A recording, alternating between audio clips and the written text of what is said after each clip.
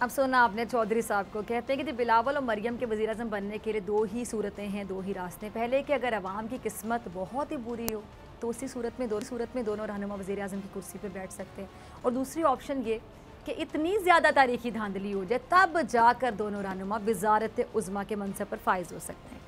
ऐसा कहना है फवाद चौधरी साहब का, ये उनकी अपनी राय है। लेकिन फवाद चौधरी साहब की जो तारीखी धांधली वाली बात है उससे ये मतलब निकलता है कि अपोजिशन धांधली का रास्ता बिल्कुल बंद नहीं करना चाहती, और इसीलिए इलेक्ट्रॉनिक वोटिंग मशीन पर हंगामा बरपा होता है। और अब इसकी दिल में बुरात जो कहने के बाहर आई है, क्योंकि अब इलेक्शन कमीशन ने भी इलेक्ट्रॉनिक वोटिंग मशीन पर एतराज़ात उठा दिए। यानी अब मेरे ख्याल से वो मुहावरा मुझे याद आ गया, और यहाँ बिल्कुल पूरा उतरता है कि अंधे को क्या चाहिए, दो आंखें चाहिए। और इलेक्शन कमीशन ने इलेक्ट्रॉनिक वोटिंग सिस्टम को मुस्तरद करके इस पर एतराज़ात लगा दिए हैं। और वो एतराज़ात हैं क्या, मैं ज़रा आपके साथ मुख्तसरन शेयर करना चाहूँगी। इलेक्शन कमीशन के बकौल ये जो EVM की बड़े पैमाने पर ख़रीदारी और तैनाती और ये जो ऑपरेटर्स हैं, इनकी बड़ी तादाद को ट्रेनिंग देने के लिए ये जो वक्त है ना, बहुत कम है। और एक ही वक्त में मुल्क भर में EVM मुतारिफ़ कराना मुनासिब ही नहीं है। कानून के तहत और ज़रूरत के मुताबिक एक दिन में पोलिंग तकरीबन नामुमकिन होगी।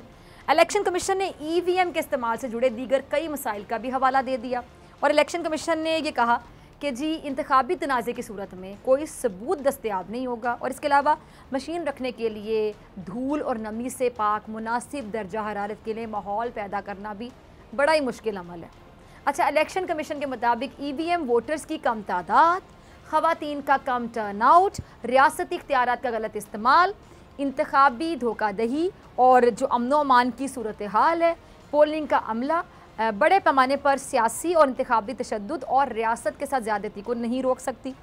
और इलेक्शन कमीशन ये भी समझता है कि जल्दबाजी में टेक्नोलॉजी मुतारिफ़ कराने की सूरत में आइन के मुताबिक आज़ाद, मुनसिफाना और ये जो काबिल एतमाद या फिर शफाफ इंतखाबात हैं उनका इनकाद मुमकिन ही नहीं रहेगा। अब ये एतराज़ात हैं जो इलेक्शन कमीशन ने लगाए और वोटिंग मशीन को मुस्तरद कर दिया। अब ऐन मुमकिन है कि अपोजिशन के दबाव की वजह से, प्रेशर की वजह से इलेक्शन कमीशन ने ये जो इलेक्ट्रॉनिक वोटिंग मशीन है इसको मुस्तरद किया हो, क्योंकि इलेक्शन कमीशन को माजी में भी नून लीग की जानिब से, आपको याद होगा कि बहुत तनकीद का सामना करना पड़ा था, और नून लीग ने इस इदारे को मुतनाज़ बनाने की बड़ी कोशिश की थी। अब हो सकता है कि यही वजह हो कि इलेक्ट्रॉनिक वोटिंग मशीन के तरीक़ाकार पर एतराज़ात उठाते हुए इलेक्शन कमीशन ने बता दिया कि जी इस रास्ते के ज़रिए इंतखाबात नहीं हो सकते हैं। शायद इलेक्शन कमीशन फ़िलहाल नए इंतखाबी तरीक़ाकार पर कोई आप ये समझें रिस्क नहीं लेना चाहती, और कोई गैर जिम्मेदारी का सबूत नहीं देना चाहती। और ये जो इलेक्शन कमीशन की सोच मेरे ख्याल से बिलाशुबा नेक नियति पर मबनी है, और इलेक्शन कमीशन क्यों नहीं चाहेगा कि एक ऐसा तरीक़ाकार अपनाया जाए जो ना सिर्फ सबके लिए एक्सेप्टेबल हो, काबिल कबूल हो, बल्कि इलेक्शन कमीशन को भी इंतखाबी अमल के वक्त सहूलत मिल सके।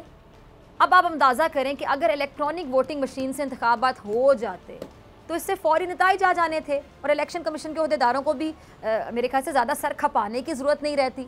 लेकिन इलेक्शन कमीशन कह लें कि बड़ा कहते हैं कि फूंक फूंक कर कदम रखना, वो सिचुएशन है, बड़ा बहुत सोच समझ कर चलना चाहता है। शायद इलेक्शन कमीशन अमरीकी सदारती इंतखाबात के बाद जो एक सूरत हाल पैदा हुई थी वो देख कर ज़्यादा ही एहतियात से काम ले रहा है, क्योंकि अमेरिका में जो सदारती इंतखाबात हुए थे, याद है ना, उसमें बहुत ज़्यादा हंगामा देखने को मिला था, और ये जो ट्रंप के हामी थे वो बाकायदा सड़कों पर निकल आए थे, और ट्रंप ने तो हारने के बावजूद जीत का दावा कर दिया था, और उनका क्या मानना था कि जी उनको धांधली के ज़रिए हराया गया है।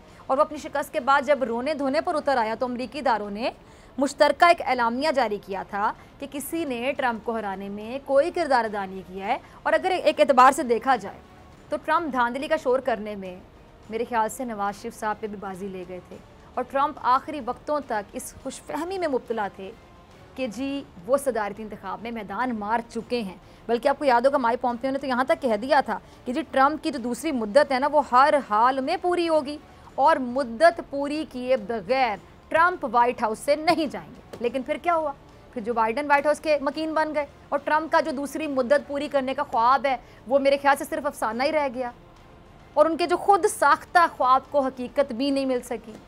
अब बगैर किसी शक व शुबे के बिलाशुबा अमेरिका जैसे तरक्की याफ्ता मुल्क में भी धांधली का शोर सुनाई देता है। लेकिन क्या इसका मतलब ये है कि इन मुल्कों में निज़ाम को ही तब्दील कर दिया जाए? अगर तब्दील ही करने हैं तो फिर इसका हल और क्या होगा? और अगर वोट के हवाले से कोई कह लें कि परफेक्ट मैकेनिज़्म नहीं बनाया जा सकता तो फिर कम से कम एक ऐसा सिस्टम या ऐसा निज़ाम तो बनाना चाहिए ना, बनाया जाना चाहिए जिसमें धांधली की गुंजाइश ही ना हो। चले अगर हो तो कम से कम हो, लेकिन धांधली के खिलाफ ये जो निज़ाम है ना, ये तब बने जब कोई निज़ाम बनाना चाहता हो। नीयत नीयत नीयत बड़ा मैटर करती है। जब नीयत ही ख़राब हो तो फिर क्या हो सकता है। और रुकावटें डालने वाले शोर मचाते हैं, धांधली धांधली, फिर रुकावट भी डालने के लिए खड़े हो जाते हैं। इन लोगों की तो समझ ही नहीं आती है। सब्सक्राइब करें और बेल दबाएं ताकि कोई खबर रह न जाए।